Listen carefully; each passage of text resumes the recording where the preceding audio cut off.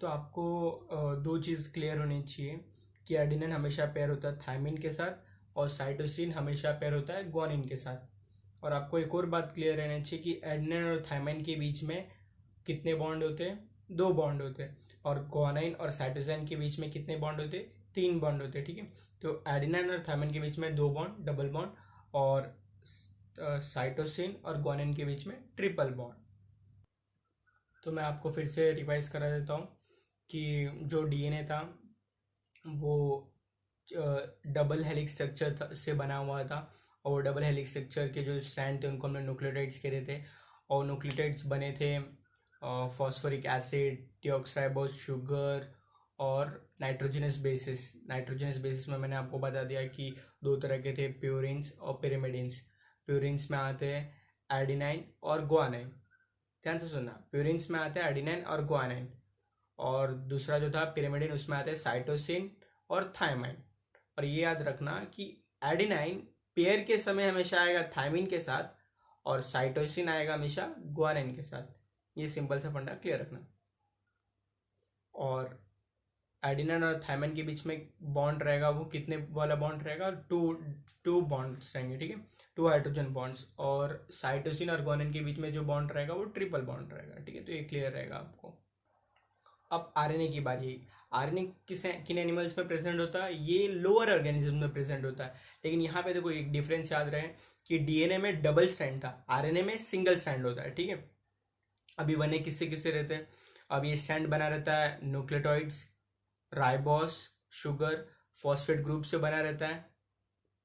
अब इनमें जो नाइट्रोजनस बेसिस होता है, जैसे वहां पे हमने देखा था, सेम नाइट्रोजनस बेसिस है, बस डिफरेंस ये है कि यहाँ पर थायमिन को यूरिसिल नाम का नाइट्रोजन बेस रिप्लेस कर देगा। ठीक है, जैसे कि वहां पे हमने देखा था nitrogenous bases adenine, thymine, cytosine, guanine. यहाँ पे देखिए हम लोग adenine, uracil, cytosine and guanine. ठीक है, तो ये पेयर आपको याद रहेगा, बाकी का फंडा सेम ही है।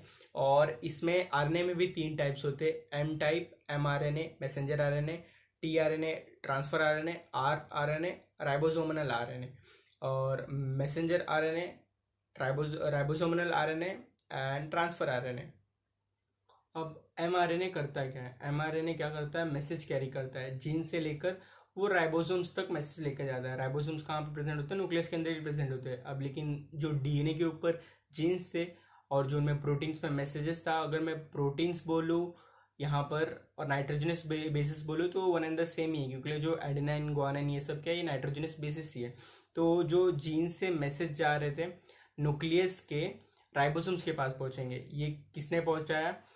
ये मैसेज जो प्रोसेस हो रहा है मैसेंजर आरएनए की हेल्प से हो रहा है। और ये ट्रांसपोर्ट करने में कौन मदद कर रहा है? ठीक है, मैसेज तो क्रिएट हो गया, लेकिन ट्रांसपोर्ट करने में ट्रांसफर आरएनए हेल्प कर रहे हैं। और एक और आता है ribosomal RNA. Ribosomal RNA actual में राइबोसोम्स की वजह से उनको नाम दिया, क्योंकि उनमें राइबोसोम्स के कंपोनेंट होते हैं। ठीक है, अब बढ़ते आगे दूसरे कॉन्सेप्ट्स की तरफ।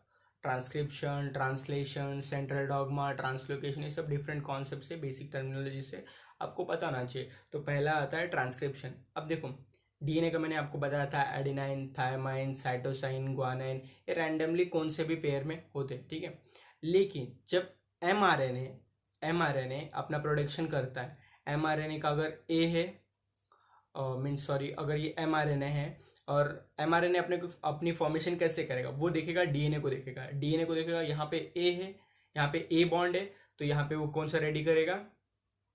मैंने आपको बताया था आरएनए की जब बारी आएगी, आरएनए का फॉर्मेशन आएगा, तो ए के साथ क्या आएगा? यूरेसिल आएगा। ठीक है, मैं आरएनए की फॉर्मेशन कर रहा हूँ। आरएनए क्या करता है? डीएनए को ऑब्जर्व करता है। ठीक है, डीएनए को ऑब्जर्व करता है। एमआरएनए क्या करेगा? डीएनए को ऑब्जर्व करेगा, यहाँ पे ए है तो यहाँ पे वो यू रखेगा, मीन्स एडिनाइन के साथ यूरेसिल रखेगा। अगर यहाँ पे साइटोसिन है तो यहाँ पे सामने पे क्या रहेगा? ग्वानिन रहेगा। मीन्स मतलब क्या है, जो एमआरएनए है अगर वो अपनी प्रोडक्शन कर रहा है with the help of DNA, ठीक है, डीएनए को ऑब्जर्व करके, डीएनए को देख करके अगर एमआरएनए अपना पैटर्न जनरेट कर रहा है तो वो क्या कर रहा है? ट्रांसक्रिप्शन प्रोसेस कर रहा है। ठीक है, तो एडिनाइन के साथ यूरेसिल, साइटोसिन के साथ ग्वानाइन, मतलब रैंडमली कोई भी पेयर आते जाएंगे, लेडर्स के बनते जाएंगे। तो ये जो ऐसा प्रोसेस रहेगा जिसमें एमआरएनए डीएनए को ऑब्जर्व कर करके अपना पैटर्न जनरेट करेगा, वो क्या रहेगा? ट्रांसक्रिप्शन। अब सेंट्रल डॉगमा क्या होता है? सेंट्रल डॉगमा यानी मीन्स जो डीएनए होता है वो प्रोटीन की प्रोडक्शन करता है with the help of RNA. जो डीएनए होता है वो क्या करता है? प्रोटीन की प्रोडक्शन करता है with the help of RNA. उसको उस प्रोसेस को हम लोग कहते हैं सेंट्रल डॉगमा। अब देखेंगे हम लोग ट्रांसलेशन क्या होता है। अभी जैसे कि मैंने बताया आपको, नाइट्रोजनस बेसेस कहूँ या प्रोटीन्स कहूँ या एडिनाइन थायमाइन साइटोसिन ग्वानिन कहूँ, जब डीएनए की बात हो, आरएनए की बात होगी तो एडिनाइन यूरेसिल कहूँगा किसके बजाय? थायमाइन के बजाय। तो ये सब सब चीज़ें क्या है? प्रोटीन्स कॉन्सेप्ट है। तो ट्रांसलेशन क्या होता है पहले वो क्लियर कर लेते हैं। अब